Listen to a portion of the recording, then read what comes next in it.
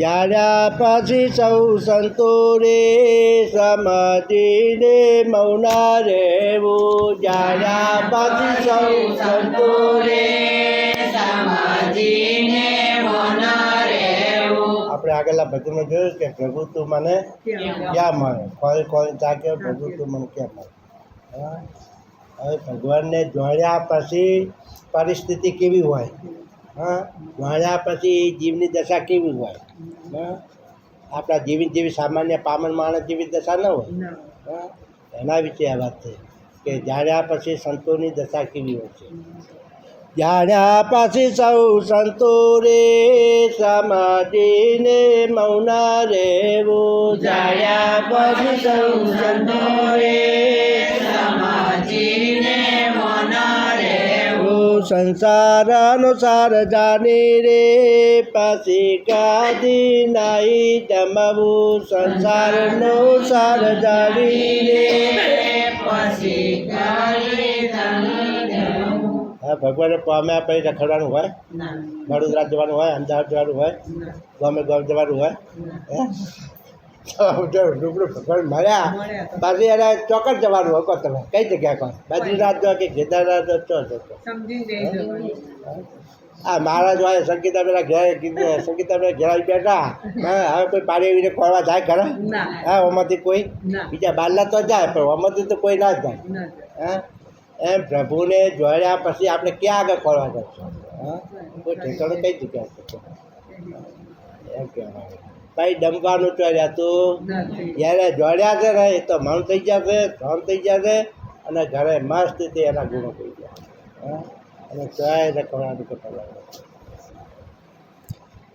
સમાજોને સમાજોને સમજણમાં રહેવું. સમાજોને સમજણમાં રહેવું. મતભેદમાં ના પડવું. મતભેદમાં ના પડવું. સદા ગુરુ વચન રહેવું રે સમજીને મૌના રહેવું. સદગુરુ વચન રહેવું રે સમજીને મૌના રહેવું. જાણ્યા પછી સૌ સંતો રે સમજીને મૌના રહેવું. જાણ્યા પછી સૌ સંતો રે સમજીને મૌના રહેવું. સાધના બધી કરી જોઈ. સાધના બધી કરી જોઈ. ખોટી કટપટ મૂકી દઈ. ખોટી ફટફટ મૂકી દઈ. ભાઈ જાણ્યા પછી તો મારા હાથમાં નથી. કોઈ કરવાનું જ જતું નહીં. બધી સાધનાઓ બધી છૂટી જાય. એમને પછી કઈ યજ્ઞ કરવાનો ના રહે, જપે કરવાના ના રહે, તપે કરવાનું ના રહે. આ તો બધું શાના માટે કરવાનું છે? એને જોડવા માટે. પણ જોડ્યા પછી કોઈ કરવાનું નહોતું. પછી બધી ખટપટ રીતી પડી જાય. સદાય રહેવું એકાંતમાં રે સમજીને મૌના રહેવું. સદાય રહેવું એકાંતમાં રે સમજીને મૌના રહેવું. એકાંતમાં એટલે કોઈ જંગલમાં જઈને નહીં. એકાંતમાં એ જંગલમાં જ નહીં. એકાંત એટલે અંતર્મુખ થઈ જાય. અંતરમાં ચૈતન્ય છે, પરમાત્મા એક જ જે સ્વરૂપ છે એ સ્વરૂપમાં ધ્યાન રાખીને એમ જ રહેવું. ઘરમાં રહેવું, સંસારમાં રહેવું, બધા ભેગું રહેવું પણ એકલા નહીં રહેવું. જ્યાં કમળ જળ મોટો સાગર ભરેલો હોય એમાં કમળ થયેલું હોય. જળ ભેગું જ છે પણ જળને કમળને સ્પર્શ થાય એમ સંસારમાં આ જીવ રહે. પણ જે જાણ્યા ઈશ્વરને જાણ્યા છે એ અલિપ્ત રહેશે, એ એમાં લોપાતા નથી. કુડા કાપતી દૂરા રહેવું. હું લાગણી વાસ કદી ના થાવું. પ્રેમ વાસ થઈ જાવું રે સમજીને મૌના રહેવું.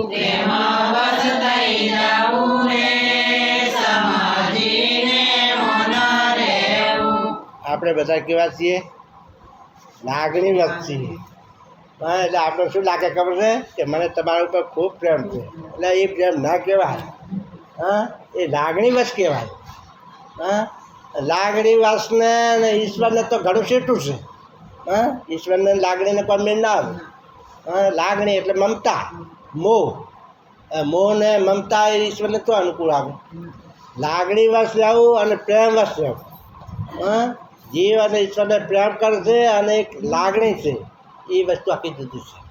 ત્યાં તો લાગણી તો પોતાના પરિવાર ઉપર નહીં હોતી, પોતાના છોકરા ઉપર, પોતાની વહુને કોઈ વાંચકો તો કરે, પોતાની વહુને હમણાં જો ધૂળ કાઢી નાખે કે નહીં. હા, એ હાવું બોલે પણ બીજાને ઓછું કંઈ બોલવા દે, ના બોલવા દે. પણ એ શું છે, પ્રેમ નથી, એ લાગણી છે. હા, હવે આપણે તો લાગણી વશ થવાનું. ઈશ્વરના ભક્તો હોય, પ્રભુના ભક્તો હોય, સાચી સમજણ મેળવી હોય તો એ લાગણી વશ થાય નહીં.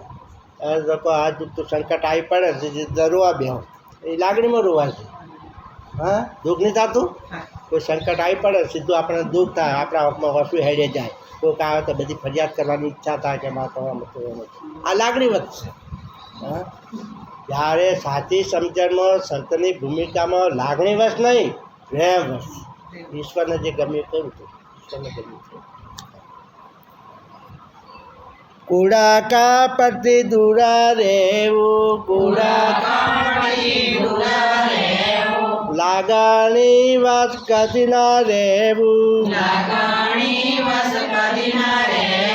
પ્રેમા વશ થઈ જાવું રે, સમાધિને મૌન રહેવું.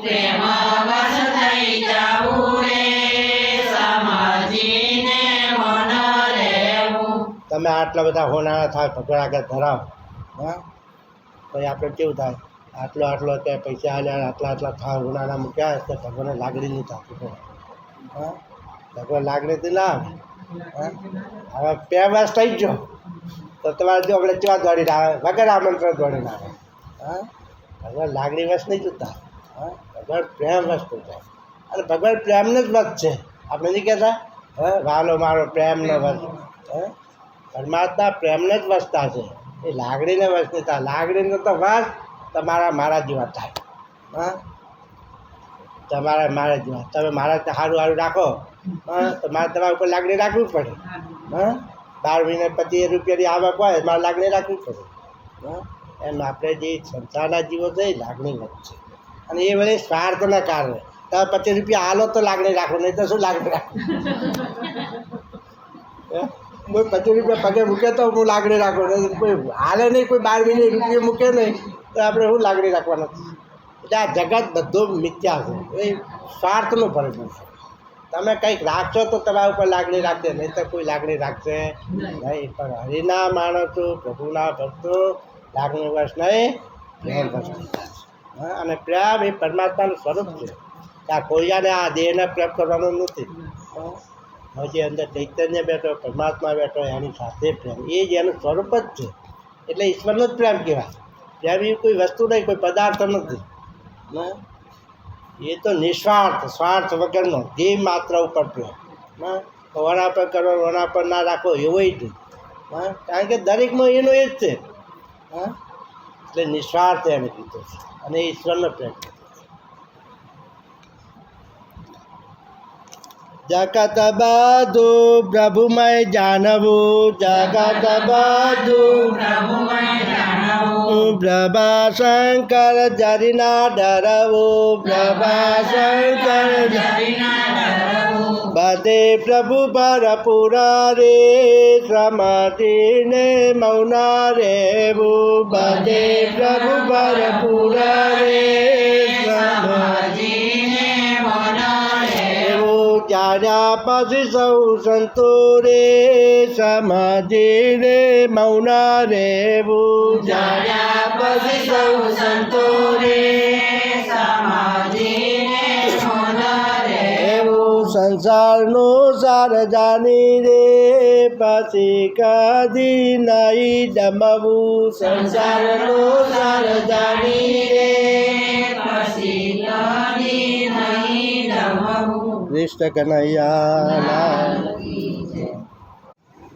જાણ્યા પછી સૌ સંતો રે સમજીને મૌના રહેવું જાણ્યા